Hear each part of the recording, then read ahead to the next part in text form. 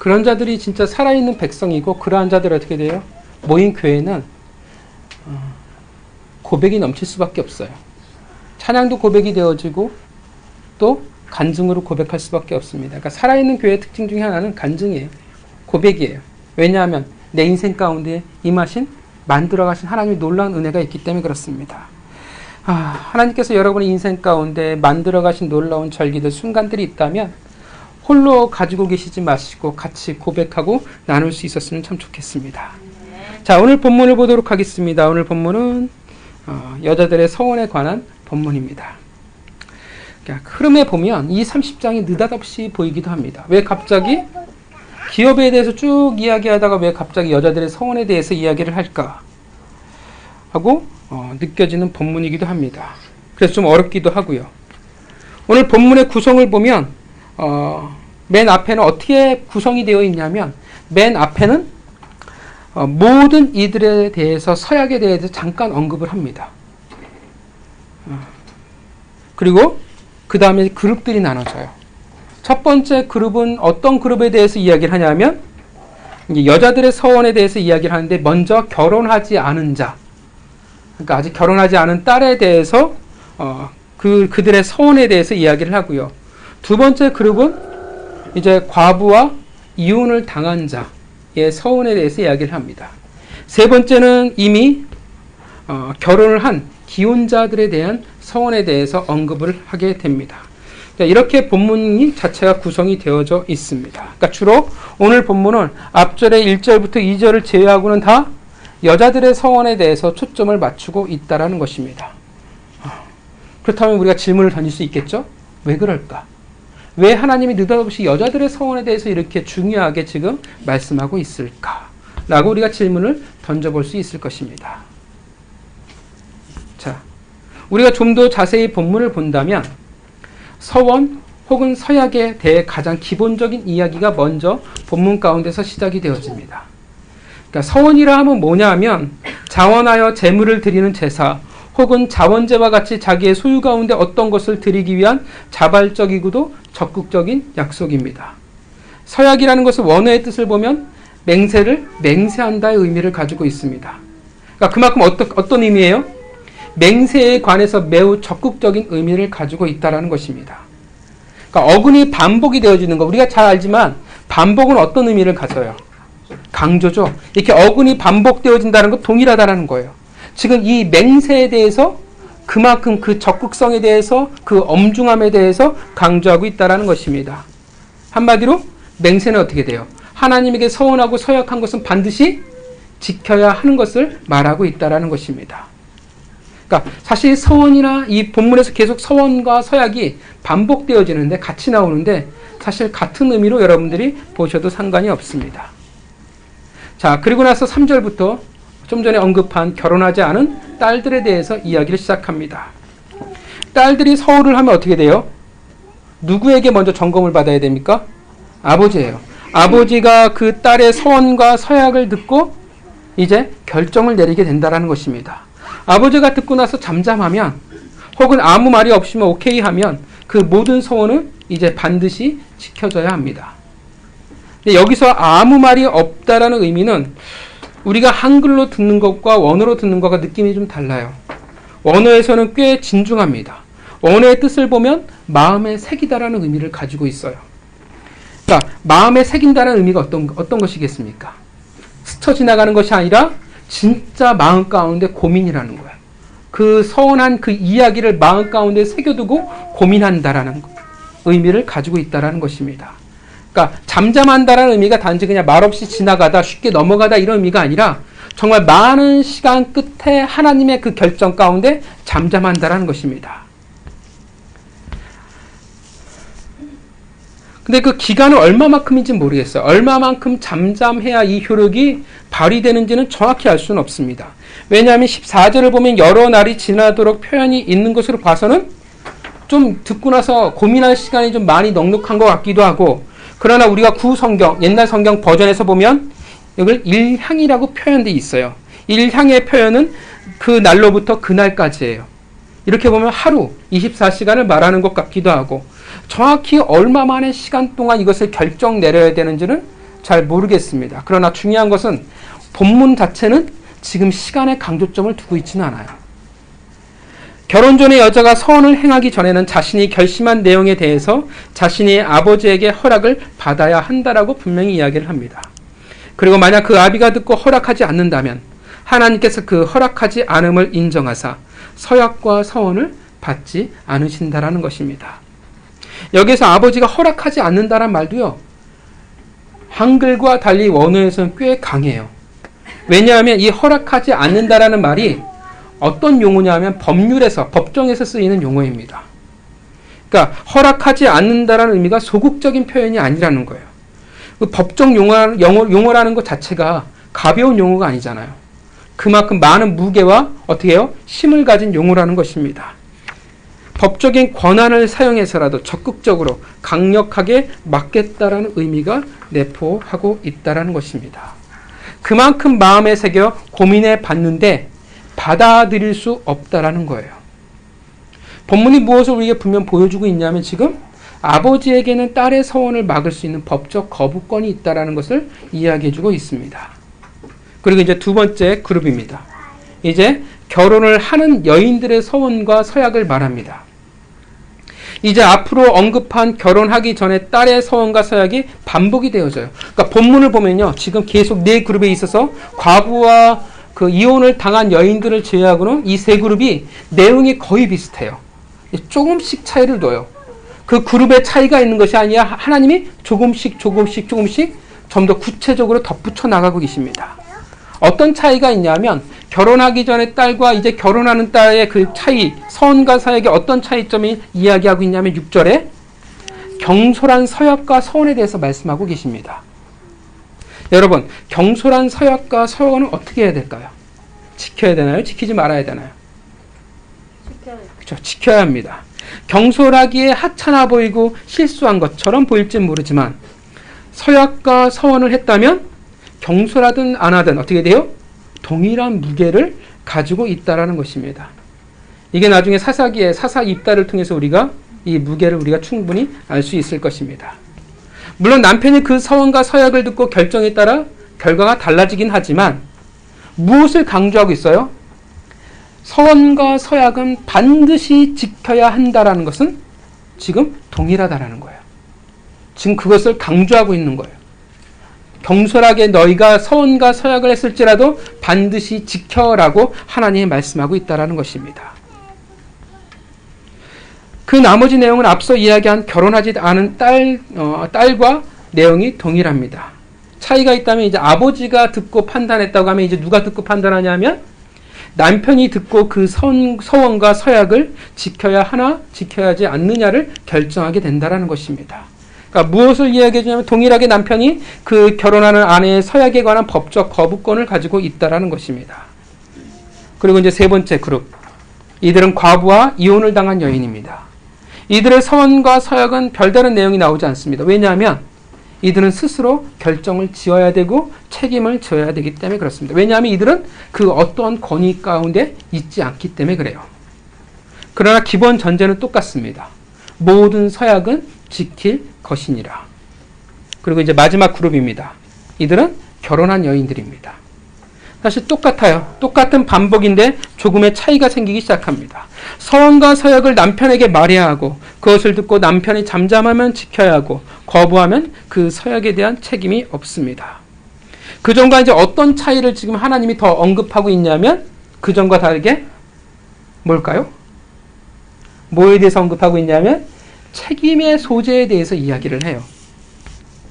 만약에 아내가 남편에게 서약에 대해서 말했고 남편이 그것을 들었어요. 그리고 잠잠했어요. 그럼 어떻게 돼요? 사실 그 서약은 통과해요. 근데 그것을 남편이 무효하면 어떻게 됩니까? 14절을 같이 읽을까요? 30장 14절입니다. 읽겠습니다. 시작. 제 남편이 여러 날이 지나도록 말이 없으면 아내의 서원과 스스로 결심한 일을 지키게 하는 것이니 이는 그가 그것을 들을 때에 그의 아내에게 아무 말도 안 하며 스스로 지키게 됩니다. 예, 들었어요. 들었다라는 것은 잠잠했다라는 것은 허락이에요. 그런데 그것을 무효화시켰다라는 것은 어떤 의미가 되겠습니까? 서원과 서약을 지키지 않았다라는 거예요. 누가? 아내가 아니라 남편이 지키도록 돕지 않았다라는 것입니다. 그렇다면 그 책임은 이제 누구에게 돌아갑니까? 아내가 비록 서원을 이야기했지만 그 책임은 결국 누구에게로 가요? 하나님이 남편에게 죄를 묻겠다라는 것입니다. 자, 계속 반복되어지는 이제 문단 구성을 볼 때요. 이 책임의 문제는 단지 남편, 기혼자의 남편만의 문제가 아니라 사실은 그 맨 먼저 이야기했던 아버지와 이제 결혼한 남편과 그 모든 그룹들에게, 그러니까 과부와 이혼당한 여자들을 제외한 나머지 모든 그룹들에게 동일하게 적용되어진다라는 사실을 우리가 생각해 볼 수 있습니다. 자, 이것이 오늘 본문의 내용이죠. 오늘 본문은 우리에게 무엇을 이야기하고 있을까요? 오늘 본문은 우리에게 당장 크게 부각시키고 있는 것은 무엇일까요? 당장 큰 거는 가장 큰 전제죠. 모든 서원과 서약은 반드시 지켜야 한다는 것입니다. 그리고 또 뭐가 부각이 돼요? 뭐가 부각이 될까요? 다 지금 허락이 필요하죠. 남편과 아버지의 허락이 필요해요. 다른 말로 바꿔하면 권위의 문제가 지금 등장하고 있다는 것입니다. 그러니까 여성들의 그 결정보다는 지금 아버지와 남편의 결정이 좀 중요한 것처럼 성경이 이야기하고 있다는 것입니다. 자, 그렇다면 우리가 어떤 질문을 던져볼 수 있을까요? 잠깐 우리가 몸을 좀 풀까요? 오늘 혹시 저보다 더 긴장하신 것 같은 느낌인데 어깨 좀 풀어주세요. 저도 막 긴장돼 지금 막. 좀 릴렉스 하셨으면 좋겠습니다. 서로의 얼굴들 한번 봐주셨으면 좋겠고. 자, 우리가 어떤 질문을 던져볼 수 있을까요?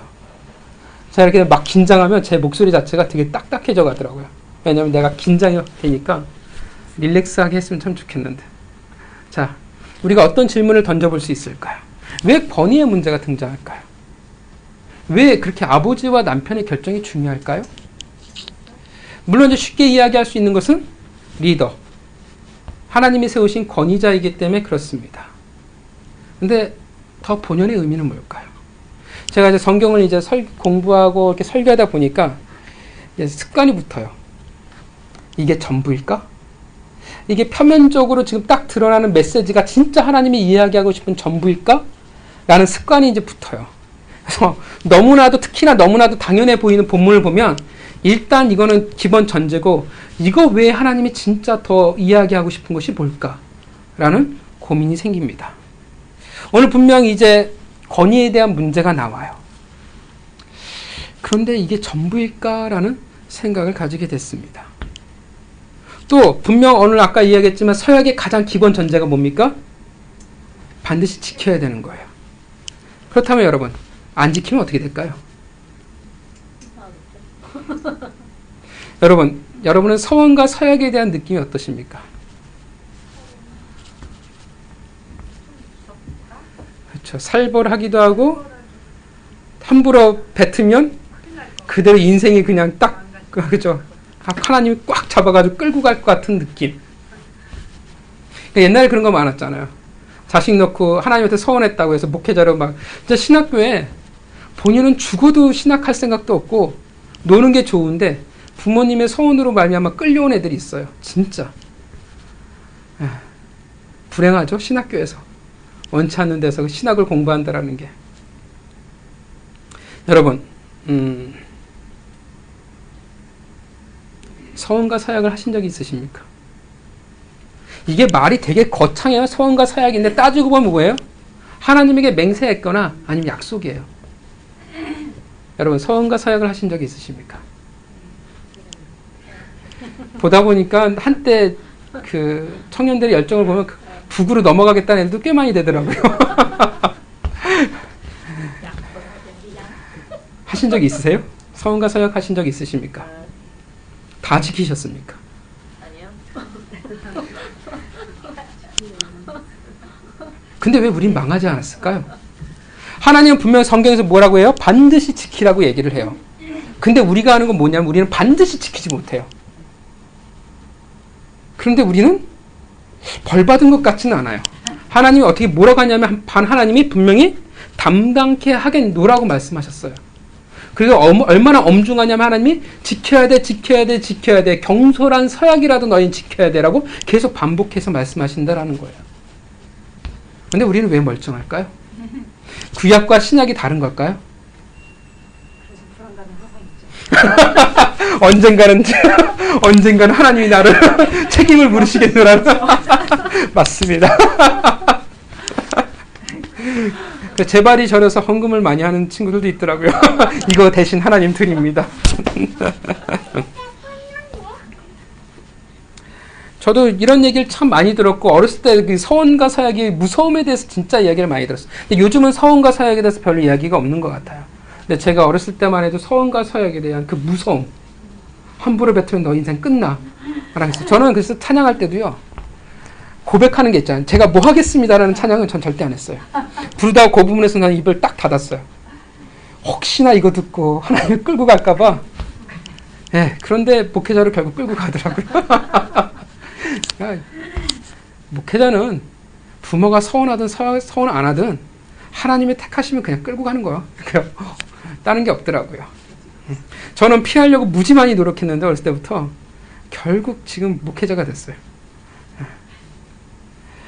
그 말 자체를 저는 되게 무서워했어요. 서원과 서약에 대해서. 그러니까 되게 무겁다라는 것, 무섭다라는 것. 한번 내뱉으면 끝난다라는 것. 그러나 우리가 알고 있는 건 대부분 우리는 하나님과의 서약과 서원을 잘 지키지 않습니다. 그게 솔직한 우리들의 모습이에요. 한때 열정으로 또 혹은 한때 그 철 모를 때 그 일로 치부해 버릴 때가 많아요. 그냥 과거사. 아니요, 바쁜 세상이 쉽게 잊어버리거나 죄송스럽지만 아닌 걸로 하나님 이거는 제가 실수했습니다 라고 스스로 내려놓을 때가 있다는 것입니다. 그러나 성경은 뭐라고 얘기해요? 오늘 본문에 분명히 지켜라 라고 얘기하고 있다는 것입니다. 그럼 우리는 어떻게 생각해야 될까요? 안 지켜도 될까요? 그건 아니라는 거예요. 왜냐하면 15절에 분명히 그 책임을 묻겠다라고 하나님이 말씀하셨기 때문에 그렇습니다. 그렇다면 우리는 다 대부분 어떻게 해야 돼요? 다 벌을 받아야 돼요. 우리가 약속을 하나님과 서양과 서약을 안 해서 오늘 우리가 이렇게 광야를 걷는 건 또 아닐 거라고 저는 생각을 합니다. 그런데 왜 우리는 지금 이렇게 살아갈 수 있을까요? 등등을 제가 고민을 해봤습니다. 자, 먼저 너무나도 당연해 보이는 질문이지만 우리가 왜 서약을 지켜야 할까요? 왜 서약과 서원이 우리에게 중요할까요? 왜냐하면 하나님은 우리에게 있어서 아버지이시고 그리고 그 무엇과도 비교할 수 없는 권위를 가지신 왕이기 때문에 그렇습니다. 그래서 반드시 지켜야 한다는 거예요. 지키지 않는다는 의미는 어떤 의미가 되겠습니까? 내가 하나님을 가벼이 여긴다는 거예요. 각 가정에서 자식들이 아버지의 이름을 걸고 약속했는데 그것을 쉽게 바꿔버린다 라는 것은 어떤 의미가 되어지겠습니까? 그만큼 그 자녀들이 아버지를 어떻게 여겨요? 가벼이 여긴다라는 거예요. 아버지의 권위를 어떻게 돼요? 인정하는 겁니까? 아니에요. 권위를 인정하지 않는다라는, 가벼이 여긴다라는 것입니다. 그러니까 그 말은 결국 무엇을 보여주냐면 아버지라는 존재를 지금 자녀들이 어떻게 인식하고 있는지를 보여주고 있는 한 예가 되어진다라는 것입니다. 다시 말하면 그 약속을 지키냐 지키지 않느냐를 보면서 하나님과 너희가 지금 어떠한 관계를 가지고 있는지, 너희가 진짜 하나님을 어떻게 인식하고 있는지에 대한 하나의 척도가 되어질 수 있다는 것입니다. 정말 너희가 하나님을 어떻게 믿고 있느냐라는 말이 되어진다는 거예요. 너희가 정말 아버지를 믿느냐, 진짜 너희 아버지를 왕으로서 믿고 있느냐, 아니면 내 소원을 이룰 수단으로서 생각하고 있느냐가 되어진다는 것입니다. 여러분은 하나님을 어떻게 믿고 계십니까? 여러분의 아버지라는 것을 믿으십니까? 여러분, 그 어떠한 권위와도 비교할 수 없는 왕이라는 것을 믿으십니까? 진짜 믿는다면 어떻게 되어져요? 내가 정말 하나님을 사랑해요. 내가 신뢰한다면 어떻게 되어지겠습니까? 하나님의 이름을 걸고 하는 약속이 어떻게 돼요? 서원과 서역을 남발할 수 없다라는 거예요. 진지할 수밖에 없다라는 것입니다. 얼마나 많은 고민이 먼저 앞서겠습니까? 먼저 스스로가 마음에 새겨보는 것이 마땅하지 않겠습니까? 내가 원하는 것이 아니라 내게 무엇을 원하실까를 먼저 생각해보지 않겠습니까? 그런데 그렇게 하지 않는다면 쉽게 포기해 버린다고 결정하고 포기해 버린다면 그것은 분명 누구를 무시하는 거예요? 하나님을 내가 무시하는 거예요. 인정하지 않는다라는 것입니다. 격을 가진 하나님이라는 존재를 격을 가진 존재로서 내가 만나고 있는 것이 아니라는 거예요. 대상에 대한 잘못된 이해와 믿음을 가지고 있다라는 것입니다. 여러분, 그러한 자들이 어찌 가나안이라는 하나님의 통치가 임하는 곳에 살아갈 수 있고 어찌 그들이 하나님이 주시는 기업을 차지할 수가 있겠습니까? 그 나라 그 백성의 모습으로 살아갈 수 있겠습니까? 여러분, 신약에 기억하시죠? 왕이 혼인잔치에 불러요. 어떻게 합니까? 거부해버리죠. 누가 지금 불렀는데? 왕이 불렀잖아요. 왕의 권위를 무시한 자의 최후가 뭡니까? 슬피 울며 어둠에 내쫓길 수밖에 없다라는 것, 죽을 수밖에 없다라는 것입니다. 그게 왕의 권위예요. 여러분, 굳이 그런 자들이 서약을, 맹세를, 그 약속이라는 것을 지킬 필요가 있을까요? 지킬 필요가 없다라는 거예요. 그래서 신약에서 어떻게 합니까? 하나님의 이름으로 맹세를 금합니다. 왜냐하면 안 하니까. 하나님의 이름을 망령되이 행하고 있으니까. 왜 서원을 하고 하는지, 왜 맹세를 하는지 그 목적이 변질되어져 버렸기 때문에 그렇다라는 거예요. 결국 그들이 하나님의 이름을 걸고 맹세하는 것은 무엇이었냐면 자신의 그 이름을 걸고 하는, 자신의 그 이름, 자신의 근거, 자신의 타당함을 보여주기 위함이라는 거예요. 나는 하나님의 이름을 걸고 맹세할 정도의 사람이야. 내가 주장하는 것은, 내가 지금 말하고 있는 것은 그만큼 가치가 있는 거야. 권위가 있는 거야. 라고 어떻게 해요? 하나님이 하시는 것이 아니라 내가 스스로 나를 자랑하기 위해서, 내 권위를, 내 이름을 높이기 위해서 어떻게 해요? 하나님의 이름과 맹세와 서약과 서원을 수단으로 사용해 버린다라는 것입니다. 왜냐하면 이스라엘 백성들 어떻게 돼요? 유대인들은 더 이상 하나님과 친밀한 관계도 없고 하나님을 왕으로 모시고 살아가고 있지 않았기 때문에 그렇습니다. 단지 하나님의 이름이 그의 자랑이었을 뿐입니다.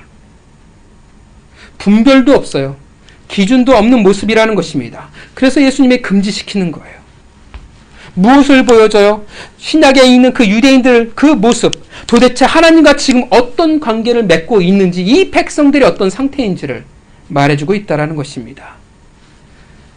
그렇게 그들은 아무것도 기대할 수 없는 자라는 것입니다. 그래서 서원은 반드시 지켜야 합니다. 이것이 기본 전제입니다. 지키시길 바랍니다. 자, 왜냐하면 하나님의 백성은, 진짜 하나님의 백성은 하나님의 이름을 결코 가벼이 여기지 않기 때문에 그렇습니다. 내 이름이 더럽혀지고 가벼이 여기는 건 참을 수 있어도 어떻게 돼요? 하나님의 이름이 더럽혀지거나 가벼이 여기는 것은 참을 수가 없습니다. 정말 그 이름을 사랑하고 존경하고 인생을 거른 자들이기 때문에 그렇습니다. 그런 관계 가운데 살아가기를 원하는 존재이기 때문에 그렇습니다. 그런 이들이 여러분이 되기를 바랍니다. 자, 서약은 지켜야 돼요. 그렇다면 오늘 본문의 특징 중에 하나는 왜 하나님은 권위에 관한 문제를 이야기를 하실까요? 굳이 왜 아버지와 남편의 결정이 필요할까요?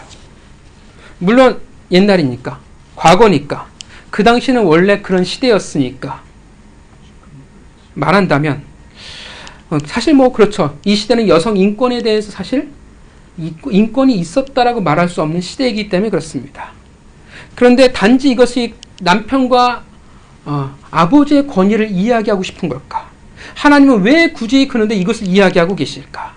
물론 권위라는 것도 매우 중요해요. 왜냐하면 그 권위는 하나님이 세우신 것이기 때문에 그렇습니다.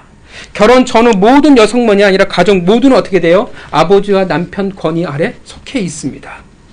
물론 그래서 이 본문은 보면 어찌 보면요, 오늘날 여성들에게 매우 불편해 보이는 본문이기도 합니다. 그러니까 몇몇 불편한 본문이 있잖아요. 신약에 남편에게 복종하라. 제일 싫어하는 본문이죠. 그래서 과거의 유물처럼 치부해버리기도 합니다. 아예 설교할 수 없는 본문처럼 취급하기도 합니다. 그러나 분명한 것은 뭐냐면 여자의 머리로 남자를 삼으셨다는 것, 즉 리더의 자리에 앉게 하셨고 분명히 남자에게 권위를 허락하셨다는 것은 분명합니다. 이 시대가 과거와 다르게 여성 인권에 대한 인식 자체가 틀리고 페미니즘이 이렇게 저렇게 말한다 할지라도 중요한 것은 사실은 뭐냐 하면 하나님이 그렇게 하셨다라는 것입니다. 하나님이 권위자로 삼으셨습니다. 그러나 이것을 우리가 불편하게 봐서는 안 돼요. 왜 우리가 이것을 불편하게 보냐 하면 우리가 오해하기 때문에 그렇습니다. 이 권위로 삼으셨다라는 그 권위를 자꾸 모르고 보냐 하면 능력과 수준으로 차이로 본다라는 것입니다. 그러나 사실 남자나 여자나 우월함의 차이는 없습니다.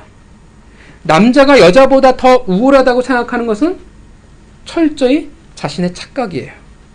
그러니까 인류 문화의 그런 어떤 가치관, 과거 시대부터 흘러온 그런 습관일지는 모르지만 성경은 그렇게 말하지 않습니다. 여성들의 입장에서도 내가 차별받는다고 생각할 필요가 없습니다. 성경은 항상 뭘 얘기하냐면 여자나 남자나 가치관은 동등해요. 동등한 위치에 서 있습니다. 그런데 어떤 차이가 있는 거예요? 역할의 차이만 하나님이 두신 겁니다. 어떤 역할의 차이가 생기냐면 남자는 머리로서의 역할을 하나님이 맡기셨고요. 여자는 어떤 역할을 맡기셨냐면 돕는 자로서의 역할을 맡기게 됩니다.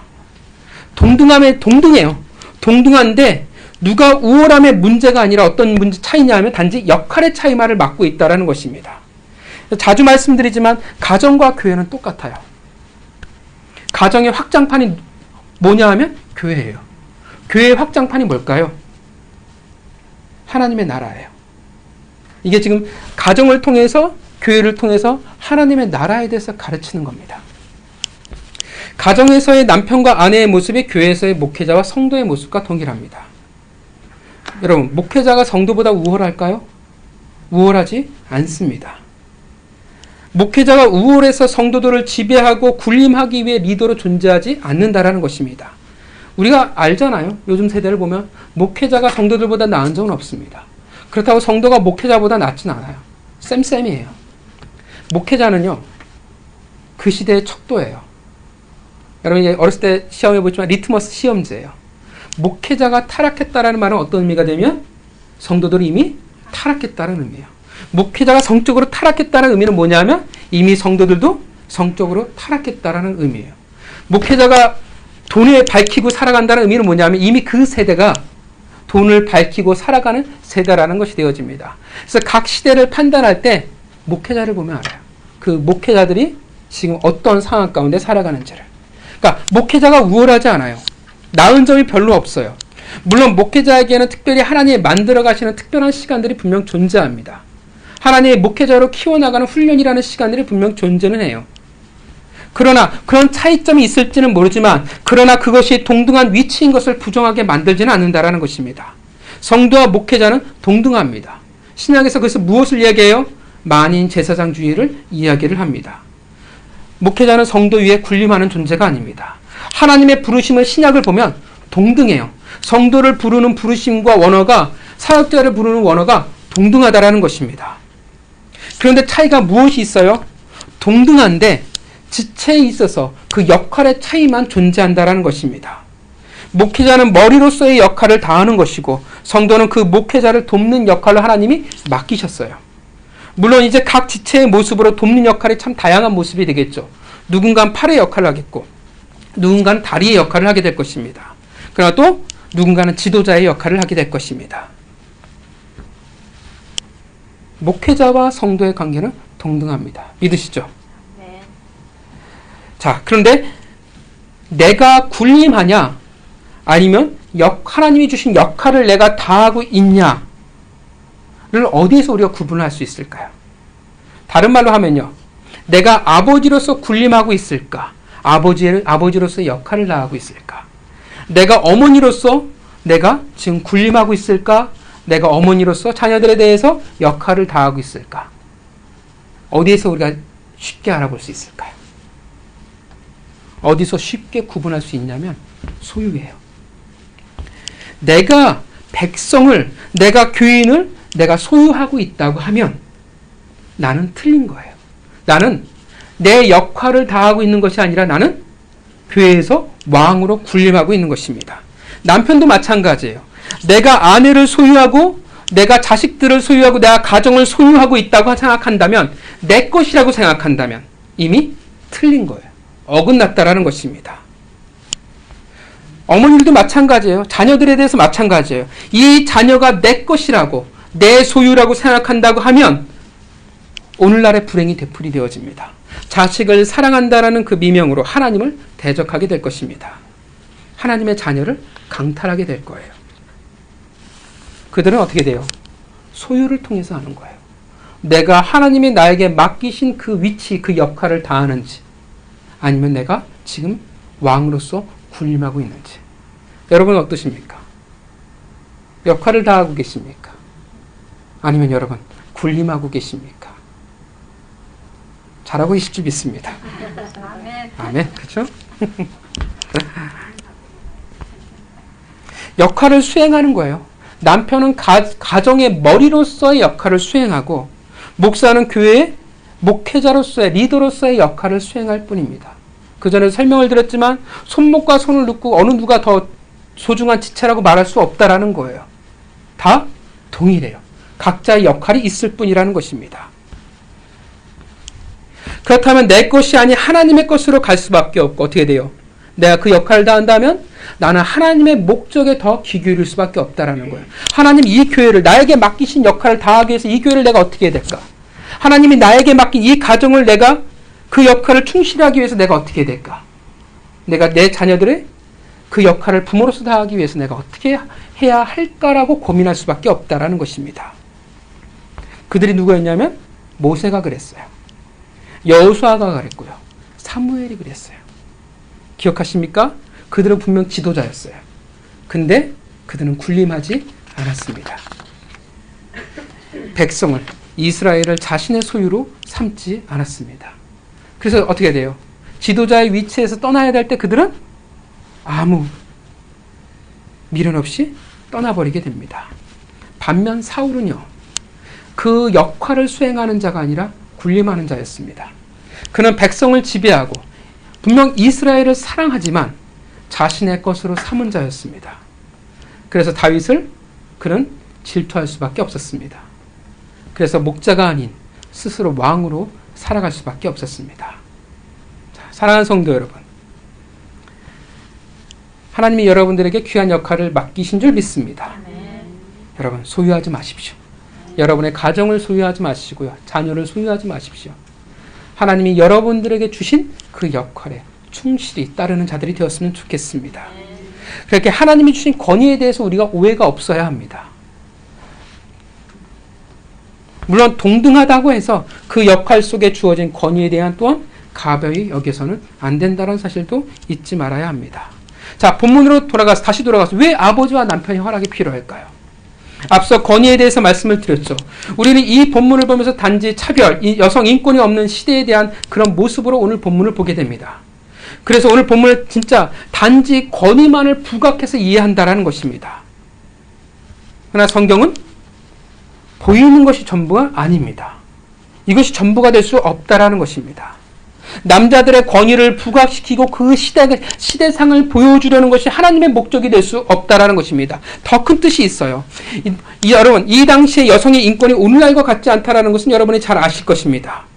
스스로 하나님에 대해서 서원과 서약을 해서 어떻게 돼요? 능동적으로 그것을 지키기 쉽지 않은 시대라는 것입니다. 이해가십니까?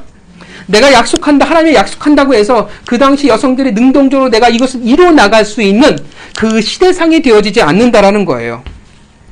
그런데 하나님이 오늘 이 본문에서 무엇을 전제로 하고 있냐면 서약은 반드시 지켜야 함을 이야기하고 있다라는 것입니다. 그런데 그 시대상 속에서 여성은 약자였기 때문에, 연약한 존재였기 때문에 삶에 있어 능동적으로 무언가를 하기 쉽지 않기에 홀로 그 서원과 하나님의 약속을 지키기는 분명 어렵다라는 것입니다. 현실적으로 그래요. 결국 그렇게 되어진다면 어떻게 돼요? 현실 가운데 능동적으로 그 서원과 서약을 지키지 못하기에 그것을 포기해야 한다면 어떤 결과를 맞이해요? 오늘 본문에 그 죄를 담당할 수밖에 없다라는 것입니다. 오늘 본문은 그것을 하나님이 지금 막으시는 거예요. 차별이 아니라 지금 보호하고 은혜를 베푸신다라는 것입니다. 여성의 인권이 보장되어지지 않은 차별받는 시대에 있어서 그들이 하나님과 맺은 약속을 지키게 하기 위한 장치로서 오늘 본문을 이야기하고 있다라는 것입니다. 기업을 받을 자를 이야기하고 있는데 그 앞에 표면에 보이는 자들만 이야기하는 것이 아니라 하나님 누구를 이야기하고 있냐면 그 표면 가운데 보이지 않는 사회적인 약자애들에게도 하나님이 지금 말씀하고 있다라는 것입니다. 그들을 돕기 위한 것이라는 거예요. 연약한 자들의 신앙의 선한 발걸음을 하나님과의 약속을 돕기 위한 장치로서 오늘 본문을 이야기합니다. 그들을 돕기 위해서, 연약한 존재를 돕기 위해서 어떻게 해요? 각 공동체의 리더를 어떻게 돼요? 묶어버리는 거예요. 대표적인 예가 누구냐 하면 성경에서 사무엘의 어머니인 한나와 아버지인 엘가나입니다. 기억하십니까? 한나가 성전에서 울죠. 왜 우는지 잘 아실 겁니다. 자녀 없음을, 아들 없음에 대해서 그녀가 매우 아파합니다. 그리고 하나님에게 서원을 하죠. 아이가 태어나면 하나님에게 바치기로 합니다. 그리고 그것을 집에 들어와서 누구에게 이야기하냐면 남편이 엘가나에게 이야기를 해요. 엘가나가 그것을 받아들입니다. 이것이 오늘 본문의 내용인 거예요. 그것을 엘가나가 인정을 한 거예요. 이제 엘가나가 무엇을 해야 돼요? 그 서원이 지켜지도록 아내 한나를 보호하는 거예요. 그 서원에 어떻게 해요? 이제 같이 동참하게 된다라는 것입니다. 여러분, 상식적으로 한나가 어떻게 홀로 그 아들 사무엘의 거취를 결정할 수 있겠습니까? 결정할 수가 없다라는 거예요. 그건 아버지도 쉽지 않은 문제인데. 그러나 이제 엘가나에게 말함으로 그가 그것을 받아들임으로 그 서원을 성취하도록 엘가나가 이제 함께한다라는 것입니다. 그의 책임 아래, 하나님이 세우신 그 가장의 그 권위 아래 그 서원을 지킬 수 있도록 이제 한나를 보호하게 되는 것입니다. 그러니까 오늘 본문은 차별이 아니라 보호라는 거예요. 그럼 이렇게 이야기할 수도 있을 겁니다. 그런데 아버지와 남편이 결정하는 거잖아요. 아버지와 남편이 듣고 허락해야 가능한 것이고, 만약 듣고 남편과 아버지가 허락하지 않으면 안 되는 거잖아요. 결국 기준이 여자가 서원하는 것이 아니라 아버지와 남편이 기준이 되지 않습니까? 라고, 그건 차별이 아닙니까? 라고 질문을 할 수 있을 것입니다. 물론 그렇게 볼 수도 있습니다. 그래서 저도 이것을 가지고 좀 고민을 해봤어요. 그러다 가만 생각해 보니까 뭐가 보이냐면 이런 생각이 들더라고요. 여기에 본문에서의 아버지와 남편은 과연 어떤 사람일까? 이들은 과연 어떤 하나님의 백성, 어떤 그리스도인일까? 라는 생각이 들더라고요. 여러분, 오늘 본문에 나오는 아버지와 이 남편은 어떤 자들일까요? 어떤 신앙을 가진 자들일까요? 너무 상식적인 거예요. 왜냐하면 이 흐름을 기억하시죠? 기업을 받을 자들이에요. 이들은 이 아버지와 남편은 어떤 자들이냐면 하나님의 나라에서 기업을 차지할 자들이라는 것입니다. 이들은 출애굽 2세대예요. 그리고 이들은 장차 여호사 세대라 불리우는 성경에서도 쉽게 찾아보기 힘들 정도의 믿음과 순종의 사람들이었습니다. 그냥 넌 크리스찬을 말하는 것도 아니고 그냥 주말에 성경만을 가지고 왔다 갔다 하는 사람들을 말하지 않아요. 세상에 한 발을 걸쳐 놓고 살아가는, 오늘 이 시대에 형편없는 아비와 남편들을 말하고 있는 것은 아닙니다. 이들은 하나님이 말씀하시면 어떠하든 순종하는 자들입니다.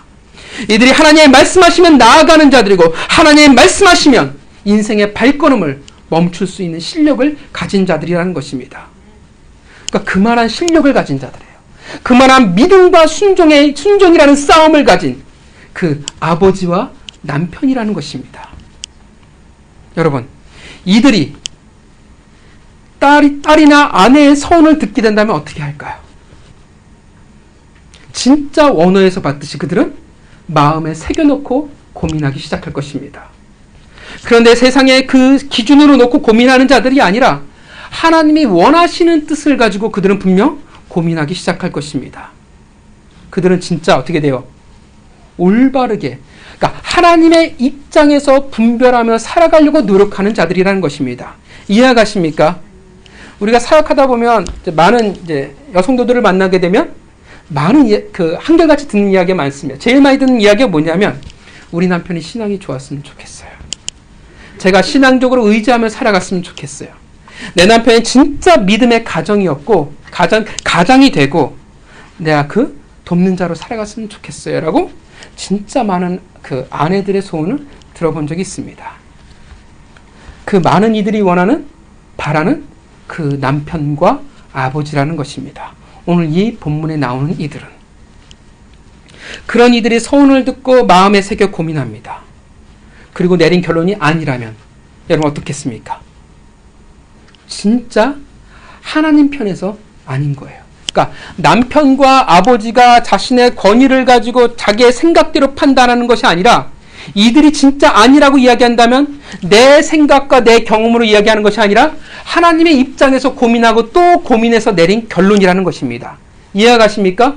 반대로 이들이 맞다고 이야기한다고 하면 그들은 진짜 이 서원에 대해서 지켜야 한다라는 것을 안다라는 것입니다. 옳다라는 것을 안다라는 거예요. 여러분, 이런 아버지와 남편이 하나님과의 약속을 소홀히 여길까요? 아니죠. 정말 충실히 아내와 혹은 딸과 더불어 하나님과의 약속을 지키기 위해서 노력할 것입니다. 그 선언을 지키기 위해서 어떠한 희생도 그들은 마다하지 않고 나아갈 것입니다. 결코 쉽게 포기하려 하지 않고 절대 잊지를 하지 않는다라는 것입니다. 그 약속을 지키기 위해서 그들은 기꺼이 그들의 인생을 같이 더불어 동참하게 될 것이라는 것입니다. 그만한 실력을 가진 가정의 리더라는 것입니다. 그들과 같이 하나님은 그러고 서원을 이루어 나가길 바라보고 계신다라는 것입니다. 당장 우리가 본문을 본다면, 오늘의 잣대로 본다면 본문은 여성 차별인 것처럼 보이기도 쉽습니다. 남성의 권위를 부각시키는 것 같습니다. 그런데 본문은 무엇을 얘기해요? 그 권위를 부각시키는 것이 아니라 무엇을 이야기하냐면 그 당시에 서원을 지키기 어려운 사람들의 그 보호를 이야기하고 있는 것입니다. 앞서 말한 전제처럼 서원을 반드시 이루기 위해 잘못된 것은 취소할 수 있는 기회를 주시기도 하고 그것을 이루기 위해서 하나님이 각 공동체의 리더와 지금 묶어버리시는 거예요. 동참시키는 거예요. 그 시대의 유물처럼 보이는 본문이 결코 아니라는 것입니다. 하나님의 서원, 하나님의 약속을 약한 자들이 올바르게 이루어 나가기 위해서 하나님의 약속을 이루어 나가기 위해서 하나님이 두신 특별한 보호라는 것입니다. 이해가십니까? 지금까지 이해가십니까? 오늘날도 마찬가지예요. 오늘날도 전제는 똑같습니다. 여러분의 서약은 하나님과의 약속은 반드시 지켜야 합니다. 동의하십니까? 그런데 쉽지 않아요. 우리의 수준이 그렇습니다. 구약에서의 여성이라는 것은 대표적인 약자로서의 의미를 가집니다. 그런데 오늘날 여전히 신앙의 약자들, 연약한 자들이 있다라는 거예요. 사실 우리가 어떻게 해요? 연약한 자입니다.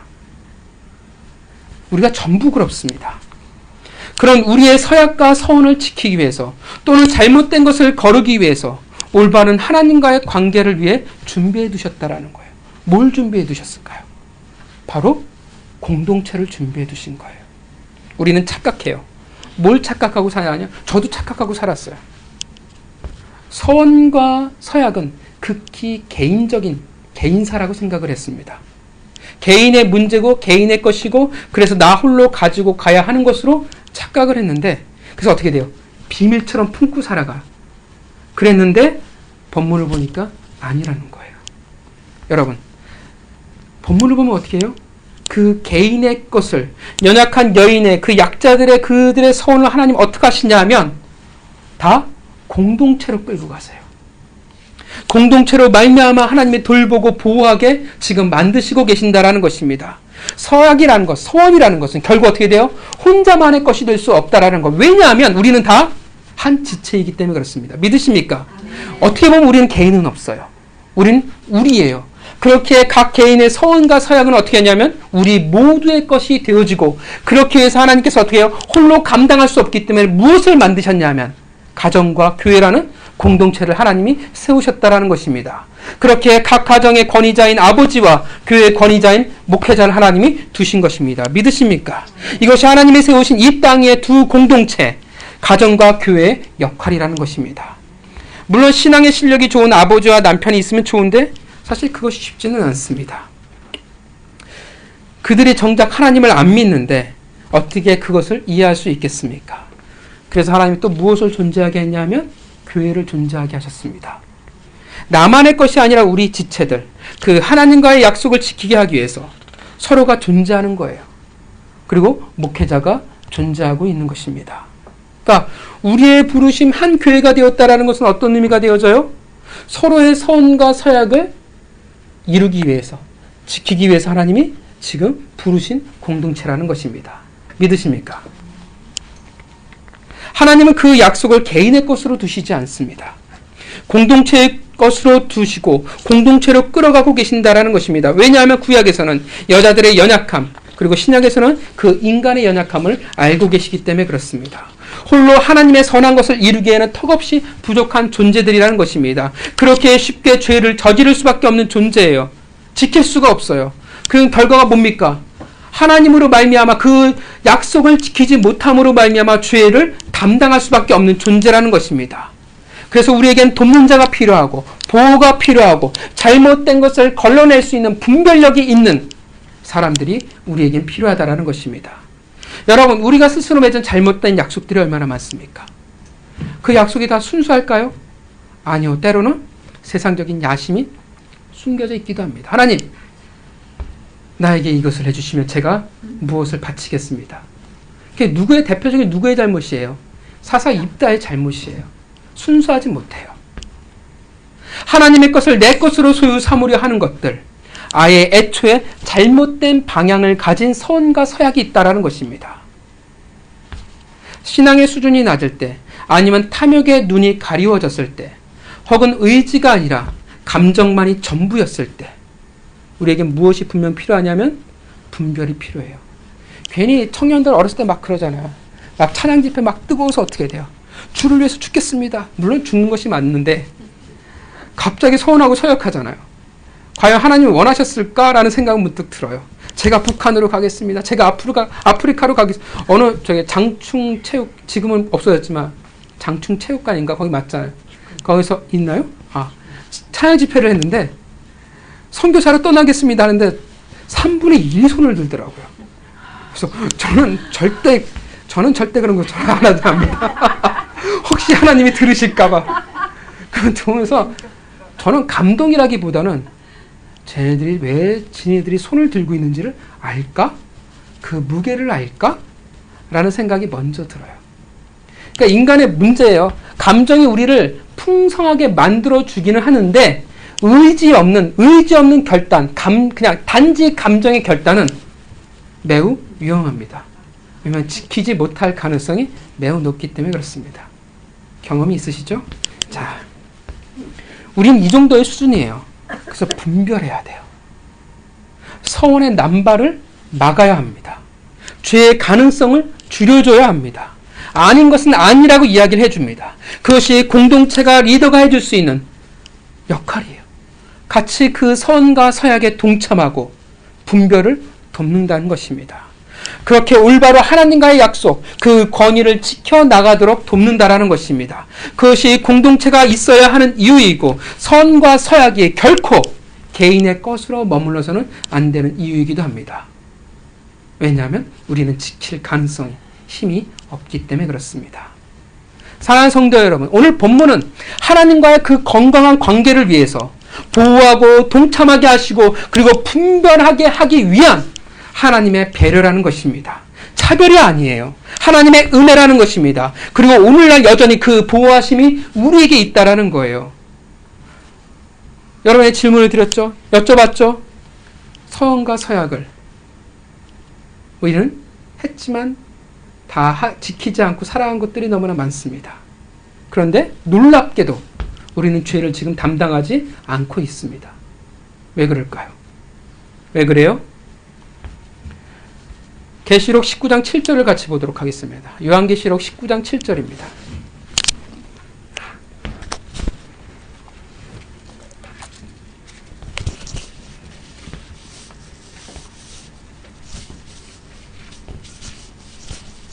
요한계시록 19장 7절 말씀. 요한계시록 19장과 7절입니다. 자, 계시록 19장 7절 말씀을 우리 한 목소리로 같이 읽도록 하겠습니다. 시작. 우리가 즐거워하고 우리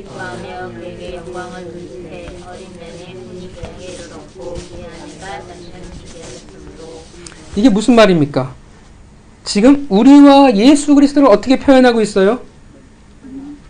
신부와 신랑으로, 남편으로 표현하고 있다는 것입니다. 그럼 이해가십니까? 촉이 오세요? 왜 우리가 죄를 담당하고 있지 않는지 아시겠습니까? 왜냐하면 예수 그리스도가 우리의 남편이기 때문에 그렇습니다. 왜 우리가 죄를 담당하고 있지 않을까? 물론 아직 때가 되지 않을 수도 있고 하나님이 강제적으로 하실 그날이 되지 않고 아니면 과정 중에 있을 수도 있을지 모르겠지만 중요한 것은 뭐냐면 우리의 남편이 되신 예수 그리스도께서 우리를 보호하시고 우리의 그 서약과 서원의 약속에 동참하고 계시기 때문에 그렇습니다. 그리고 어떻게 돼요? 예수님이 들으시고 우리의 잘못된 서원과 서약은 어떻게 하세요? 하나님이 사하시기 때문에 그래요. 분별하시기 때문에 그렇다라는 겁니다. 우리는 멋대로 뱉어내지만 예수님이 남편이 돼서 어떻게 해요? 듣는 거예요. 듣고서 어떻게 돼요? 이것은 아닌 것은 하나님이 어떻게 해요? 예수님이 제해버리시는 거예요. 그래서 우리가 죄를 담당하지 않고 있는 것입니다. 왜냐하면 예수 그리스도께서 우리의 남편이 되사 우리의 잘못된 서원과 서약을 분별하고 계시기 때문에 그렇습니다. 수많은 청년들이 아니면 사람들이 백성들이 얘기합니다. 하나님을 위해서 순교한다고 이야기하고 북한으로 아프리카로 간다고 이야기해요. 예수님이 들으시는 거예요. 너는 아니야. 너의 역할은 이게 아니야. 라고 하나님이 그 서원과 서약을 분별하시는 거예요. 그리고 그가 허락하시는 것만 인정하시는 겁니다. 그렇게 우리를 보호하시고 그렇게 서원과 서약을 이루기 위해서 예수 그리스도께서 남편이라는 존재를 어떻게 돼요? 법적으로 우리가 묶어두고 계신다라는 것입니다. 그 은혜가 우리에게 있습니다. 우리가 지금 죄를 담당하지 않고 있는 이유입니다. 어떻습니까? 좀 홀가분해지지 않습니까? 오늘 본문은 분명 차별이 아니에요. 남자의 권위를 말하는 것이 아니라 공동체의 권위를 말하고 있는 것입니다. 연약한 자들의 그 서원을 분별하고 보호하고 동참에 완성하기 위한 하나님의 배려라는 것입니다. 앞으로 들어가게 될 그 가나안, 그것에서 모두 하나님과 그 권위 아래 올바로 살아가기 위한 하나님의 베푸신 은혜라는 것입니다. 보호와 동참, 그리고 분별, 그리고 오늘날 연약한 우리를 향한 하나님의 배려입니다. 믿으십니까? 여전히 우리는 오늘 본문 속에서 이 본문은 우리 안에 흘러갑니다. 하나님과의 약속, 그 서원은 우리는 지키며 애쓰며 살아가야 합니다. 물론 그렇다고 해서 저는 약속을 안 할 겁니다. 사실 그것도 문제예요. 그 말은 도대체 무엇을 믿고 바라보며 살아간다라는 의미가 되어지기 때문에 그래요. 여러분, 하나님에게 서원과 서약을 안 할 수 없어요. 그죠? 있는 것이 당연해요. 없는 것이 맞다고 하면 없을 수도 있다고 하면 하나님 뭐라고 얘기하겠어요? 아예 하지 말라고 이야기를 하겠죠. 금지를 시켰겠죠. 아니잖아요. 근데 오늘 본문에 분명 서원과 서약을 이야기하잖아요. 그 말은 분명 하나님의 백성들은 서원할 수밖에 없고 서약할 수밖에 없다라는 것입니다. 신랑이신 예수 그리스도의 은혜가 있다고 해서 우리를 지키시고 보호하시고 분별하신다고 해서 우리는 결코 방종해서는 안 된다라는 것입니다. 함부로 자신의 이름을 위해서 이익을 위해서 서원과 서약을 남발해서는 결코 안 됩니다. 그러나 약속한다면 자신의 이름이 아니라 하나님의 이름을 위해서 최선을 다해야 하는 것도 맞습니다. 그래도 안 된다면 그 부족함을 하나님이 채우실 것입니다. 사실 우리는 예수님이 우리의 서약과 서원을 어떤 것을 분별하실지 우리는 모릅니다. 그러나 우리가 최선을 다해 살아간다면 분명 알게 될 것입니다. 그리고 안 되는 것이 있다면 예수 그리스도께서 분명 아실 줄 믿습니다. 여러분, 그렇다면 우리가 어떻게 최선을 다할 수 있을까요? 본문을 보면 서원과 서약을 개인의 것으로 삼지 마시기 바랍니다. 우리는 나는 안 된다라는 것을 잊지 마시기를 바랍니다. 그렇기에 누구를 주셨어요? 우리에게 공동체를 주셨다라는 것을 잊지 마시기를 바랍니다. 여러분의 그 서원과 서약이 있다면 홀로 가슴에 품지 마시고요. 끄집어내시기 바랍니다. 홀로 그 약속을 지고 가지 마시고 여러분의 가정과 여러분의 교회 가운데 그 서약과 서원을 말씀하시기를 바랍니다. 우리는 홀로 그 약속을 지키고 갈 자들이 되지 않습니다. 우리에게는 그것을 지킬 힘과 능력이 없습니다. 보호하고 분별하고 그리고 동참하여 선을 이루기 위해서 우리는 공동체와 리더의 그 권위의 협력이 우리에게 필요한 것입니다. 분명 예수 그리스도의 은혜가 있겠지만 우리는 우리의 공동체를 주신 그 목적을 우린 잊지 않아야 합니다. 우리는 홀로 가능하지 않기에, 홀로 무언가를 지키고 성취할 수 없기에, 작은 약속조차도 열매를 맺는 것이 어렵기에 우리에게 공동체를 주셨습니다. 믿는 자의 가정과 그리고 교회를 주셨습니다. 믿으십니까? 네. 여러분, 같이 분별하고 보호하고 동참하기를 원합니다. 그래서 우리가 각자 가지고 가야 할 약속들, 그 서원과 서약을 우리가 열매 맺어나가기를 바랍니다. 물론 가장 중요한 것은 예수 그리스도께서 우리를 분별하시고 보호하시고 동참하실 것입니다. 분명 그 은혜가 있고 그렇게 우리가 죄 가운데 망하지 않는 이유이긴 합니다. 그러나 분명 우리는 최선을 다해야 합니다. 그리고 그것을 위해 공동체의 주심을 잊지 않았으면 좋겠습니다. 여러분, 우리는 하나님의 그 은혜 가운데 있어요. 하나님께서 이 세상에서 홀로 걸어가지 않고, 홀로 판단하지 않고, 홀로 지고 가지 않게 하기 위해서 우리에게 교회를 주셨습니다. 우리에게 지체를 주셨습니다. 우리의 서원과 서원의 그 열매를 같이 나눠 가질 수 있게 하기 위해서. 그것이 우리가 이 땅을 살아갈 힘입니다. 예수 그리스도의 은혜가 우리에게 있습니다. 그리고 그 은혜가 우리 공동체에게 있다라는 것입니다. 사랑하는 성도 여러분, 서로를 돕기를 원합니다. 서로를 도와줬으면 좋겠어요. 서로를 위해서 기도해줬으면 좋겠어요. 우리가 당장 큰 것을 할 수는 없을지는 모르지만 우리가 같이 한 마음으로 하나님 앞에 매달릴 수는 있지 않겠습니까? 그렇게 서로의 서원과 서약에 대해서 서로를 보호해주고 동참하고 분별해줄 수 있는 교회가 되어지기를 원합니다.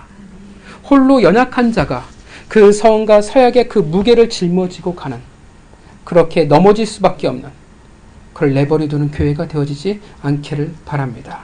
사랑하는 성도 여러분, 그런 하나님의 교회가 되어지기를, 그런 여러분의 가정이 되어지기를 바랍니다.